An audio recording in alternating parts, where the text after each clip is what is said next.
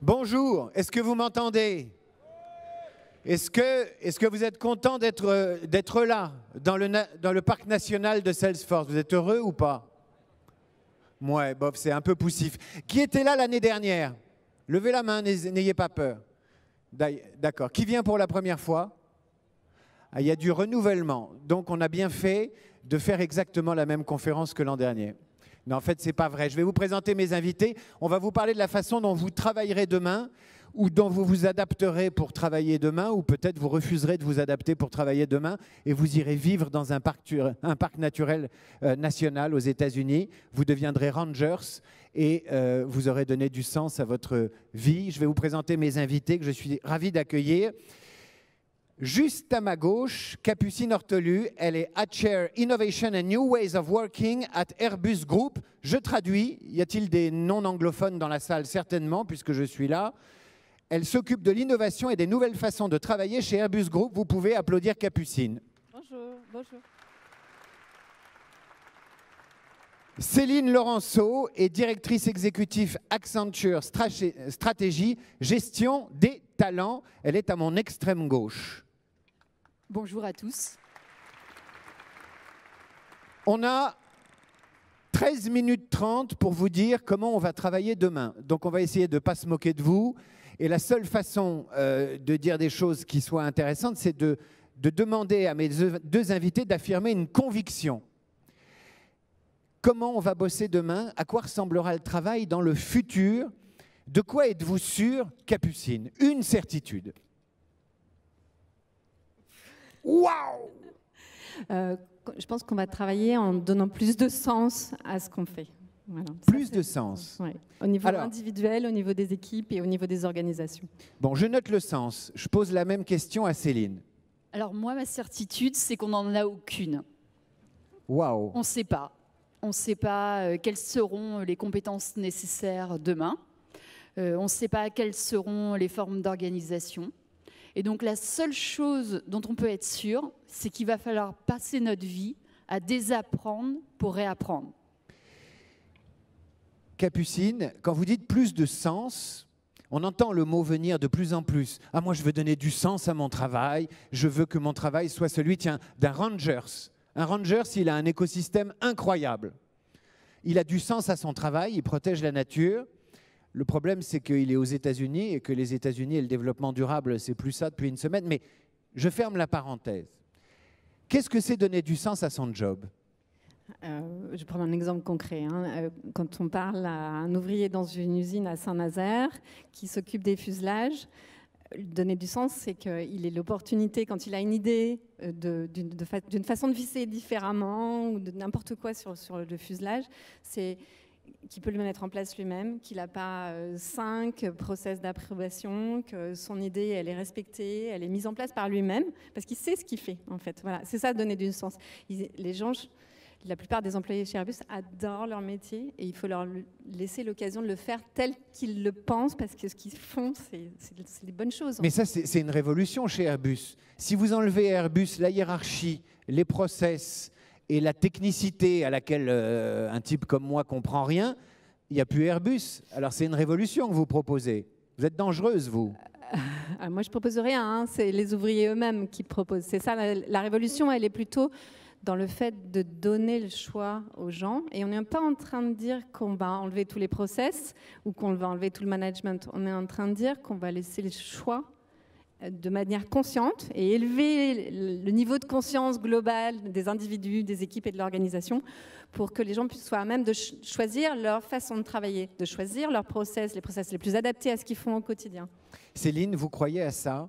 On a entendu des managers qui ne sont pas fragilisés, mais qui sont invités à changer eux aussi, des process qu'on va peut-être alléger ou changer, mais en demandant l'avis de la base, et puis enfin du sens au travail. On a 3 ingrédients qui sont un peu nouveaux par rapport à la façon dont j'ai été élevé. Moi, je suis un homme d'ordre, je suis un type de droite, et donc j'aime les chefs, j'aime les process, et j'aime pas quand il y a un poil qui dépasse. Et là, vous nous proposez quelque chose de différent dans les années qui viennent. C'est pas ce que vous avez dit tout à l'heure. Non, c'est vrai que c'est pas ce qu'on a préparé, mais c'est pas grave. Non, je pense que le principal changement, c'est que le client est désormais au centre des organisations. Donc par exemple, on parle tous d'omnicanalité, ça ne veut rien dire au client. Le client, lui, il ne veut pas savoir si vous livrez ses produits par une BU, par le e-commerce. Il veut ce qu'il veut, quand il veut, où il veut. Le client, il ne comprend pas les différences d'industrie. Quand on prend la Google Car, on sait très bien que ceux qui vont être le plus impactés, c'est les avocats aux États-Unis, pour qui 75% de leur business, c'est les accidents de voiture. Vous prenez l'automobile, aujourd'hui, il y a certaines marques qui vendent plus de crédits à l'achat de voitures que de voitures elles-mêmes. Donc en fait, le vrai sujet, ce n'est pas vous qui allez le décréter, c'est le client au milieu. Je vais vous donner un autre exemple. Vous dites que c'est le client qui va nous dire comment on va travailler demain. Exactement. En fait, aux États-Unis, vous savez, quand on construit des universités, on avait tendance à bétonner les chemins et puis en fait, les étudiants prenaient des chemins de traverse. Pour la première fois, il y a des architectes qui ont décidé de laisser le gazon, d'attendre 6 mois, de voir où les étudiants passaient et de bétonner après. Je pense qu'en fait, le vrai changement qui nous arrive, c'est celui-là, c'est celui de l'usage du client.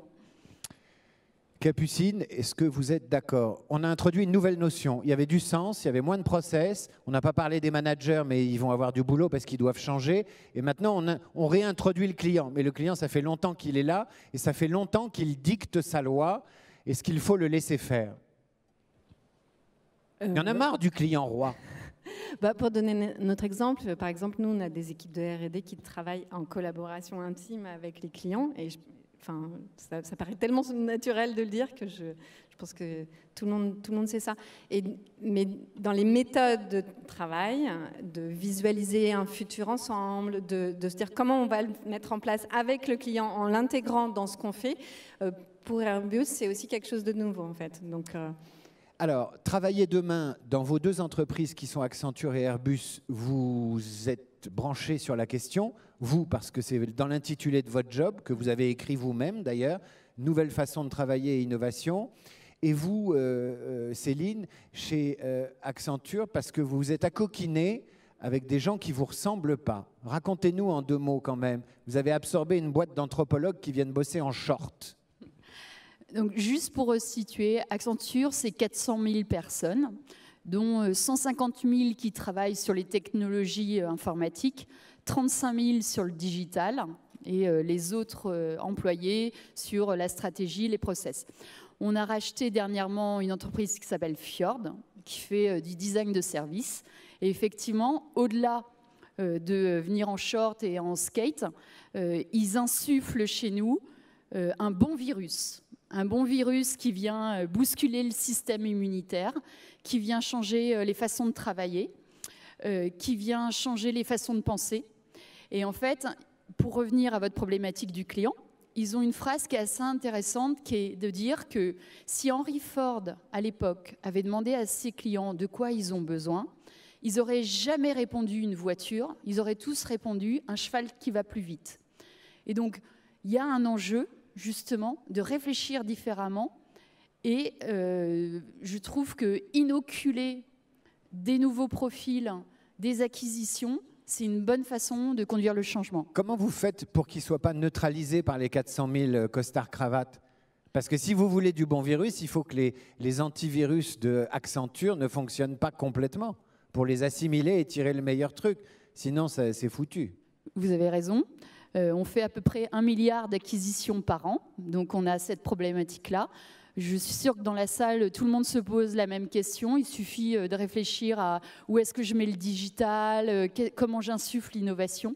Je pense que dans un premier temps, il faut les protéger, il faut les laisser à part, il faut les laisser créer des réussites avant que le système accepte de les intégrer et pas de les détruire. Et de les digérer. Capucine, vous faites ça. Chez Airbus, il y a Airbus d'hier et puis il y a Airbus de demain. Airbus de demain, vous l'avez mis sous cloche pour expérimenter des choses. Vous expérimentez quoi? Alors en ce moment, on a une sorte de spin-off qui s'est monté, qui s'appelle Airbus XO, et vous pouvez regarder, ça s'appelle airbusxo.com, qui est issu en fait de la volonté d'un ancien de Google qu'on a recruté comme Chief Technological Officer. Et c'est une entité effectivement qui est un petit peu extérieure, hors process, qui est immune, comme disait Céline. Et c'est tout nouveau, hein, donc on ne peut pas vous donner des résultats. Mais l'idée, c'est de faire des démonstrateurs de drones, hélicoptères, de la voiture volante, de faire des choses en dehors effectivement, de la complexité actuelle de notre système. Mais on n'essaye pas que ça. Nous aussi, on essaye de faire ça de l'intérieur aussi, de l'intérieur actuel, et de pousser vers un changement dans le système tel qu'il est à l'heure actuelle. On fait des spin-offs, il y a des incubateurs, il y a plein de projets de start-up, mais on croit dans le potentiel de nos employés, là où ils sont, et dans leur capacité à changer. Alors justement, est-ce qu'on fait le changement et qu'on invente la façon de travailler de demain avec les gens qui sont déjà là, ou il faut tous les virer et recruter que des jeunes à bretelles qui sont jeunes? J'adore votre sens de la nuance, David. Ah, moi, je suis un peu bas de plafond. Non, je pense qu'en fait, ça ne s'oppose pas. En fait, typiquement, ce que je vous ai expliqué, nous, on a 150 000 collaborateurs qui travaillaient sur les ERP, les anciens systèmes. On a créé une plateforme, on les a reskillés pour qu'ils puissent être à la pointe. Reskiller, s'il vous plaît, dites-moi, qu'est-ce que c'est reskiller? En fait, c'est renouveler leurs compétences. Et je pense que c'est vraiment ça le sujet. Demain, on ne parle plus de leadership, on parle de learnership. Il faut que la formation anticipe les métiers de demain. Les RH ont un rôle très important pour travailler avec le business et comprendre les compétences dont on va avoir besoin. Et c'est un mix. C'est les personnes que vous avez, celles que vous allez emprunter. On parle beaucoup en ce moment de liquid workforce. Comment vous allez aller chercher à l'extérieur les compétences que vous n'avez pas et comment vous attirez des nouveaux talents, des personnes en short et en skate à roulettes. Capucine, on est loin des débats qu'on a en ce moment sur la transformation du code du travail, les réformes, etc. On a l'impression qu'on est sur deux planètes totalement différentes. Pendant que cet été, ils vont faire 50 réunions pour déplacer un article du code du travail et le mettre dans l'alinéa 361, vous serez sur une autre planète ? Nous, on vit à l'heure actuelle dans un système hybride, dans une culture un peu schizophrénique où on laisse pousser notre virus par le bas et on pousse aussi le changement par le haut. On vit ça, enfin, une société de 150 000 personnes qui fait des produits extrêmement complexes. On n'a pas le choix, on ne va pas d'un jour à l'autre shifter tout. Ça c'est pas possible, même pour les gens, pour les clients, pour personne. Donc on vit dans cette duplicité-là.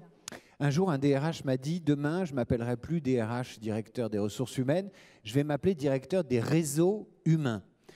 Ce qui sous-tend que le contrat de travail sera peut-être plus le seul lien avec l'entreprise. Et en plus, on redéfinira ce qu'est l'entreprise. Est-ce que vous croyez au directeur des réseaux humains ? Moi, l'évolution du DRH, je le vois plutôt comme un directeur de marketing. On va avoir des données, on va mieux connaître nos employés. On a des segments, c'est-à-dire que vous avez justement des nouveaux talents qui sont pressés, vous avez des personnes que vous voulez développer, et ces segments-là, ils traversent l'organisation. Donc finalement, le DRH, il doit avoir une proposition de valeur pour chacun de ses employés, comme un directeur marketing avec ses clients. Capucine, même question. Alors, c'est plutôt une vision que je vais vous donner. Moi, je crois plutôt en une DRH qui va accompagner les gens et c'est les gens qui choisissent leur trajectoire. Et je crois beaucoup, mais ça c'est une opinion personnelle, dans la partie Staff on Demand où effectivement, on va peut-être avoir plusieurs rôles dans notre vie, peut-être travailler pour plusieurs entreprises en même temps. Enfin, vous parliez de vous en tant qu'entrepreneur. Moi, je crois beaucoup en ça, en fait, dans plus de flexibilité dans la carrière, et pas beaucoup à la gestion de carrière par la DRH. Et moi, le rôle de RH, je les vois plutôt comme vraiment de l'accompagnement humain au développement personnel. Vous avez 20 minutes chacune pour répondre à cette question. Pourquoi changer ? Pourquoi changer ? Pourquoi bouger ? Et pourquoi ne pas retourner dans la forêt comme Salesforce nous y invite aujourd'hui ?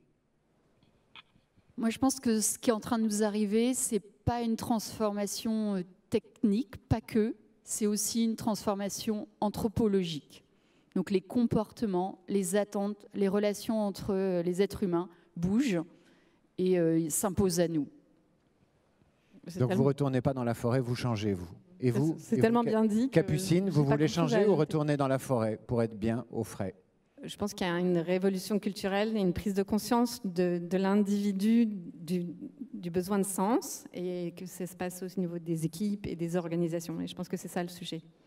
Mesdames, je vous remercie. En 15 minutes, ça n'avait pas de sens de parler de l'avenir du travail, mais on a essayé de donner du sens à cette question. Je vous prie d'applaudir et de faire un triomphe à Céline Laurenceau de chez Accenture et à Capucine Ortoli de chez Airbus Group. Et bravo et merci de ne pas nous avoir interrompus.